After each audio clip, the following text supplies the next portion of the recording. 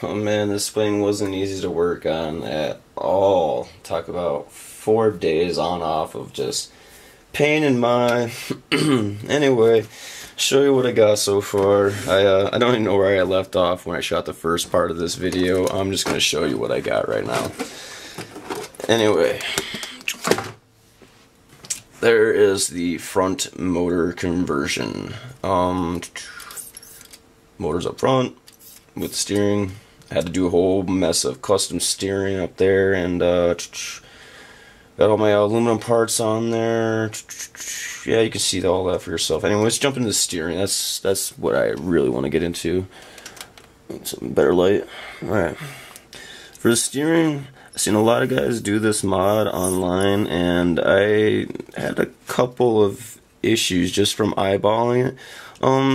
Yeah, it's pretty easy to get your wheels to do this, but to do it while your suspension is traveling.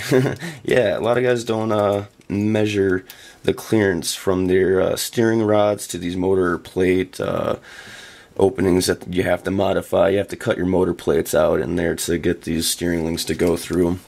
See if I can get you a good side view in there. Yeah, see the orange motor plates and the steering links going through there? Well, you have to double, triple, quadruple, 10-time check. Make sure your steering links can fully clear everything. And to connect it to the steering servo, servo back here. Here we go. Servo back here, custom made lightweight plastic link, and connects to the aluminum piece right here. I have it floating off this bracket that connects from the bottom chassis up to this arm over to this little swivel pinion pivot maneuver thingy mechanism. And then a couple of plates right here that I made that I'm gonna trim and clean up and polish up to look so not Frankenstein. And then that holds the other tie rod, connects over to this, and then back over to the other wheel, and it works beautiful. I mean, I do have a little bit of rub right here on this wheel from the aluminum piece right here, but I can just file that down, and the clearance will give me about 1/8 of an inch, so that'll get rid of that little bit of rub. Not too worried about that. I test drove it, and I'm happy with the steering angle. It's plenty. I'm not too picky about it. As far as the front motor conversion goes, for the Sprint 2 Flux, the benefit of having all the weight forward, I'm running these medium-sized packs, but that's my weight distribution setup right there. I love it. It's, I'd say, 10 times better than having the rear motor weight setup. Night and day difference. Instead of having all the weight in the back and push drifting, I call it, where you just kind of have to push the weight and break loose. This is more pull drifting. You have all the weight up in the front, and your steering is up front, so wherever you're turning, all the weight's there, and you're just pulling your car along there. It's pretty sweet setup. It's the ideal setup. All the drifters are doing it, but I didn't want to buy another drift car or another RC car, and I just had the Sprint 2 Flux, so I just went all fluxing out on it. Went ahead and tricked it all out for drifting because I just didn't like the high speed thing. Clipped the curb at like 60, and I said no. Yeah, drifting's a lot cheaper, a lot more fun for me. Let's see, front one-way differential, that made a big difference. I noticed when I was stopping and to do the sharp pivot turns around like obstacles where you're trying to like nose in, spin around a certain object. It allowed me to do that a lot more control with that front one-way diff.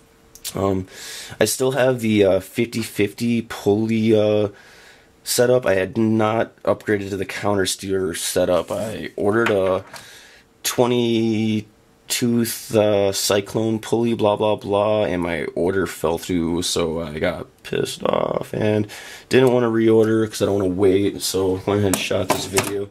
I do have, was gonna run the 16 and this, or or the 20 tooth and the 16 tooth, the 16th for the front and the 20 in the back to give me my counter steer setup. But I think I'm just gonna run the 16 on the back for now, and maybe make a homemade smaller front pulley just to get that little bit extra counter steer. I think with even just with like 50% counter steer and the front motor weight setup, phenomenal night and day setup for drifting. I was already impressed with just the conversion that it is like right now.